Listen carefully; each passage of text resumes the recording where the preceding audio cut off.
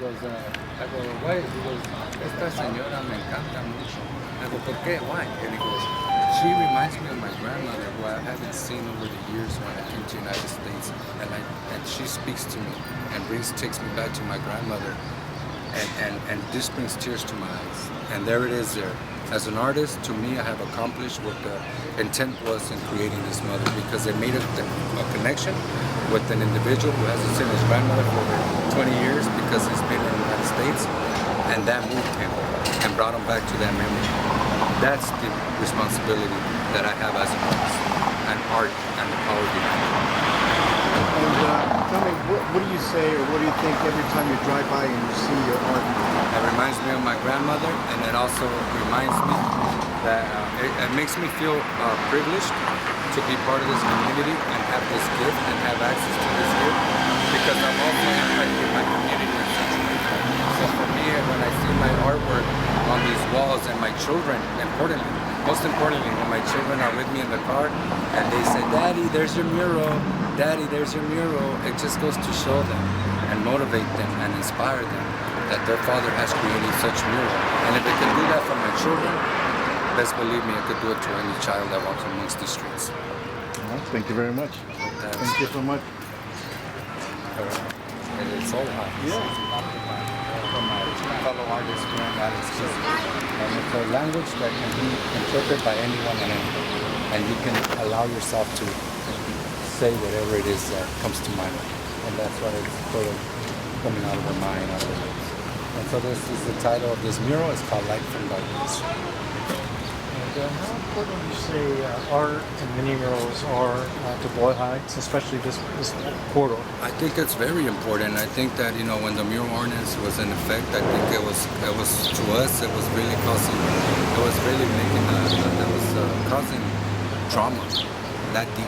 Because especially as an artist who knows the importance behind muralism and art, and how it's an inner voice of communication to educate and to inform the communities of what's taking place, when that's being suppressed because of the mural ordinance, it seems like they're shutting us out in such a way.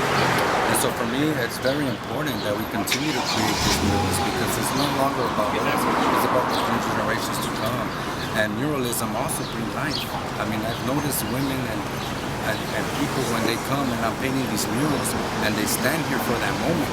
For that moment, their worries are gone, their stressors are gone, and I'm making a connection with them and getting to know them. It kicks up conversation, and I think that's why muralism is very important. And we need more of this. And we hope that we reclaim the title we once had, LA, the capital of muralism. Now, was this something you conjured from your head? Was there a model involved? Oh, actually, yes. This woman here, her name is Ali, who is the girlfriend of my brother. And when I decided to create this mural, it's always important that I use real people in my subject matter, because it's important that we shine light upon that individual. So, for example, Ale, she's my brother's girlfriend.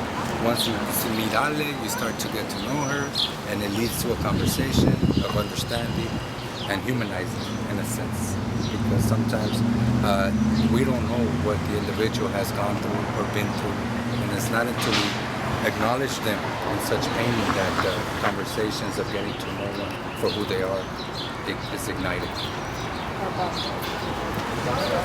Who painted your face like Pac-Man? Remember that? What you painted his face, Pac-Man? Oh my God. Here's that Tola. Remember colors? Oh, this is awesome. You gotta talk about this. This is definitely an old school mural. Actually, when I was doing this mural, they were like, erase that mural, we're gonna do this side. And I was like, oh hell no, I'm not gonna do that. We gotta tell the artist first, because this mural can't be erased. This is old school. If anything, maybe restored, but it's pretty awesome what they were saying and doing at that time. They did that when they did the one right there. Yeah. They did it at the same time. Oh yeah. Huh? No, this isn't Ernesto's. Whose was this? Bash, Zordo, and Sisk. It looks like yours, Raul. It looks like one of those tiles. Yeah, right? So anyway, so when I came here, they wanted me to erase that, but I said no. So this mural, I did a grant with Casa 0101 for youth programming 3 years ago, which we still haven't signed the mural, because we're actually not done. The original was to go all the way up and all the way around, but again, due to funding, we weren't able to do that. So I did this mural along with the youth, and the youth actually developed a timeline for this. We did it together through a couple of workshops in Casa 1 with them, asking them what they want to see, what is it that they want, because it's not my mural, I'm helping to facilitate it. And I also painted as well. But we had our youth, his name was Pedro, that came to the program, which I really want to talk about that because how important mural is to the youth. I mentored this young man, and I met him at, what's that little school next to Roosevelt High School, the middle school? Hollenbeck Middle School. I got invited to do an assimilated art walk for the kids. They didn't pay me. I just do it out of volunteer for the kids, right? So I went, and one of the moms approached me and she said, "Can you help me?" And I said, like, "Well, how am I going to help you?" She said, "I'm having trouble with my son, but he loves to draw." And I said, "Okay, that's good. You know, we're going to start a program at Casa 1 down the street, blah, blah, blah, right?" She's like, "Okay, but you know, he was arrested and he's on probation." And I was like, okay, I know what I'm dealing with, bring him down, right? So he stuck through the whole program. He actually did the final layout with me. He was the one who was with me. Now he's on an art magnet school in the 10th grade. His therapist, he don't need a therapist anymore. He's doing excellent. His mom always calls me and thanks me. And they always want to be around where I'm at. And they actually showed up to the UPA meetings because she wanted to make sure that muralism stays in Los Angeles. She's one of the supporters too of UPA as a parent too. And he's an awesome kid. Now he's just all about it. He's doing amazing things now, and he's definitely always checking in on me. So I just wanted to share that story about this. And so this is Casa 1. They put the film and the movies and everything that they stand. That's Eddie and the director and Josefina Lopez and then the skater and then the sign. And then we even did like the 4 directions right there, the sacred medicine wheel. And then they wanted to put something of hope for humanity, and that represented that. And then the classic, you know, theater mask, and we didn't name it. You know the crazy thing?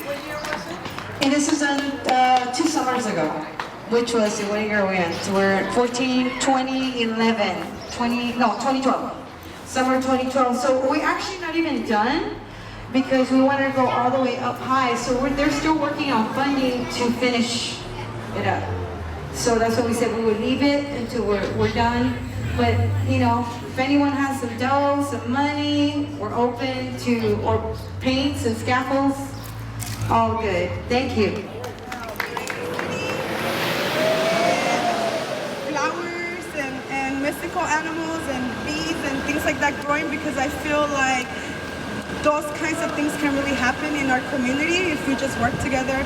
And so, the reason why I have butterflies and pollinators in my art is because I feel like right now there's a very important struggle being waged all over the world, and that has to do with genetically modified foods in our food. And we're like guinea pigs, and this is also affecting all the littlest of animals, and those are the bees and their butterflies. And if those animals die, then we don't get food and we don't eat. So I kind of use my art to make those connections with people, especially in an urban environment where kids don't know where apples and bananas come from. They think it comes from Superior or whatever. They've never seen a banana tree, and it's really sad.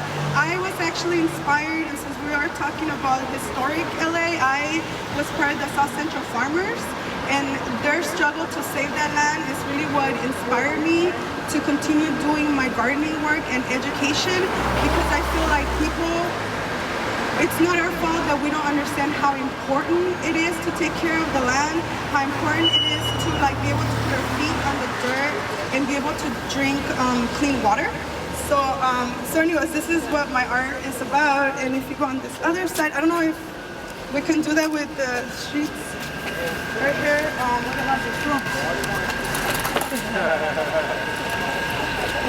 Oh, it's a little dirty right here. I think somebody hit it with their car. To me, that's what it looks like. It's really weird. But this is how I always like. People know me for my skylines and stuff. This I always like to draw the city. Everywhere I travel, all over the U.S., when I tell them I'm from LA, people want to know. Who knows what people want to know when you tell them you're from LA? Is it like Boys in the Hood? Is it like South Central? Is it like Menace to Society? And it's like, you know what? No, it's not. That's a movie. It's not real. But stuff like that does happen in our neighborhoods because I also lived in South Central, so I know I've been in a drive-by shooting. My daughter is a victim of a drive-by. So this is why I like to paint the city like this, especially in urban, working class communities, because I want youth to learn and grown-ups to learn that our city is beautiful, that within all the grime and all the dirt, there's actually a very decent layer of beautiful